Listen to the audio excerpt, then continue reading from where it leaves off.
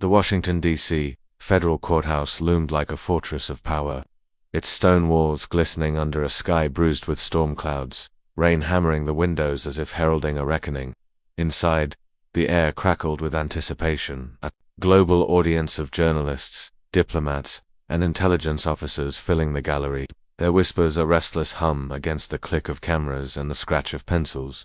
The case was a spectacle unlike any other. Ibrahim Traoré, Burkina Faso's 37-year-old president, summoned under the Global Accountability Act of 2023 to answer for his audacious policies expelling French troops, nationalizing gold mines, and aligning with Russia.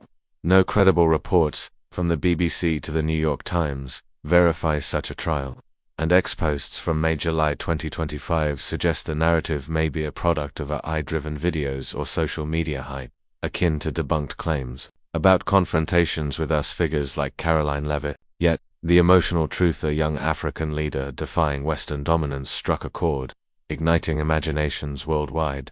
Assistant U.S. Attorney Marcus Weston, his crimson tie a banner of confidence, smirked as he arranged his papers, muttering to his colleague, "He's alone, no legal team, no counsel, this will be easy." The gallery buzzed with skepticism as Traoré entered, his olive-green military uniform unadorned, his red beret a nod to Thomas Sankara's revolutionary legacy.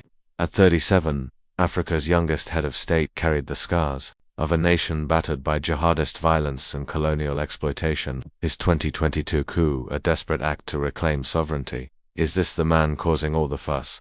A European diplomat sneered, expecting a humbled figure, but Traoré stood, tall, his posture unyielding, his dark eyes meeting Judge Eleanor Richards' gaze with a calm that silenced mockery. The charges violating security protocols, destabilizing alliances, obstructing aid were a thinly veiled attempt to punish a leader who dared challenge the West's grip, as evidenced by Burkina Faso's pivot to Russia and Turkey, reported by Al Jazeera in May 2025.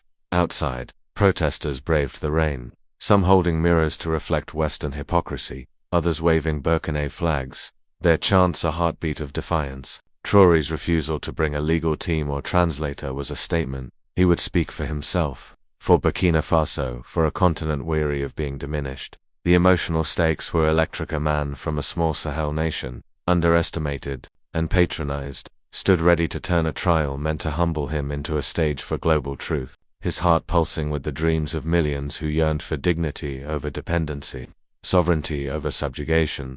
The courtroom fell silent as Judge Richards, her silver-streaked hair framing a face etched with 3 decades of judicial wisdom, called the session to order.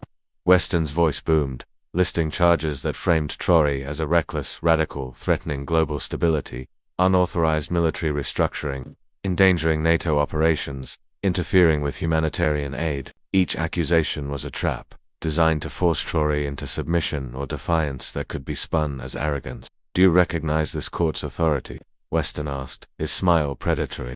Traoré's response was a quiet thunderclap. "I recognize the world is watching, so I will speak." His flawless English, delivered with a subtle Burkinabe accent, shattered assumptions, forcing journalists to pause mid-note, diplomats to lean forward.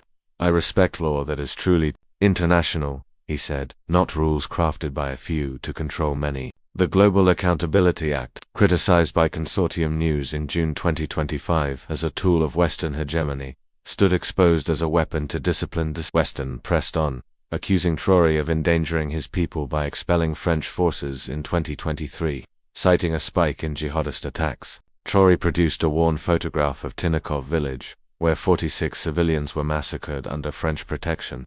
"This was their security," he said, his voice steady but burning with controlled fury. "Foreign troops patrolled our streets, but terrorists ran free. Corporations mined our gold, but our children learned under trees."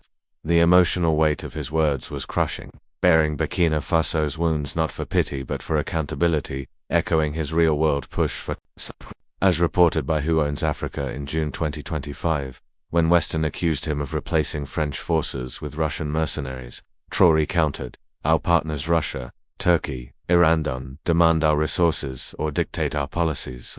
The difference is who controls the terms." His calm defiance, rooted in Burkina Faso's 2024 to 2025 agreements with non-Western powers, struck a nerve, as noted in a Southern African Times report. Weston's confidence wavered, his tie loosened, as Traoré's clarity dismantled the prosecution's narrative. The judge's questions grew curious, the gallery's whispers turned to awe, and the emotional tide shifted. Traoré was not a defendant scrambling for loopholes, but a leader rewriting the rules. His truth a mirror reflecting the West's contradictions, his courage a beacon for those diminished by global power. The trial's climax came as Weston pivoted to economics, accusing Traoré of costing Western shareholders billions by nationalizing gold mines and canceling exploitative contracts. Traoré placed another photograph on the stand, three boys amid the ashes of their village, a stark image of democracy under Western-backed regimes. Empty promises and full graves, he said, his voice a quiet blade slicing through the courtrooms. Pretense, your legitimate contracts gave 92% of our gold to foreign firms, signed by officials bribed with villas in Monaco. They used cyanide banned in your countries, drained our groundwater in droughts, and demanded our soldiers protect their profits while our villages burned. His words, echoing Burkina Faso's 2023 gold refinery launch, as per vocal media, were a devastating indictment of corporate plunder masked as partnership. Weston slammed his hand on the table, but Judge Richards intervened, her curiosity now outweighing her formality. When Weston accused Traoré of blocking aid from groups like UNICEF, Traoré painted a vivid scene: aid workers in lavish compounds, 60% of budgets spent on overhead, systems fostering dependency. We asked them to buy local food, train our doctors, work with us, he said. Some adapted, others left, choosing control over compassion. His passion, restrained but undeniable, resonated globally.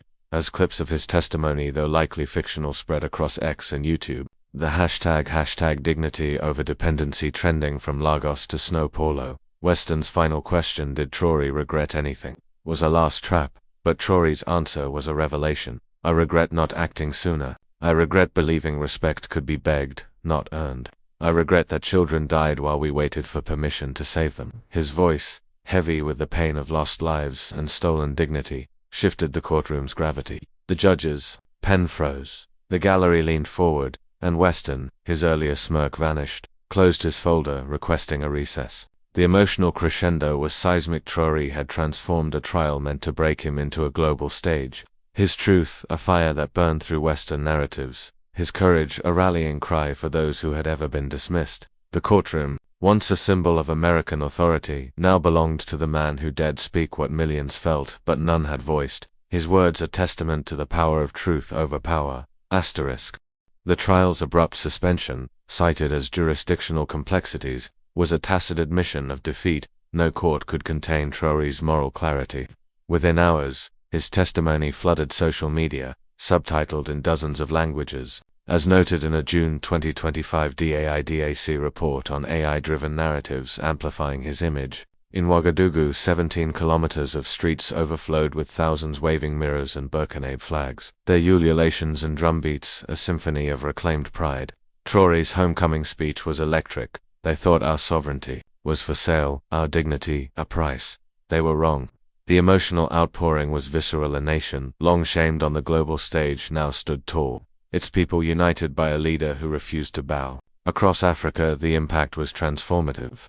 Mali and Niger formed a federation with Burkina Faso, pooling resources for self-reliance. As reported by the Southern African Times in July 2025, Ghana and Côte d'Ivoire demanded local cocoa processing, inspired by Traoré's example, while Kenyan students rallied under the Traoré doctrine, chanting for economic sovereignty. Globally, from Jamaica to Jakarta, supporters painted his image on walls and rickshaws, dubbing him Africa's Che Guevara.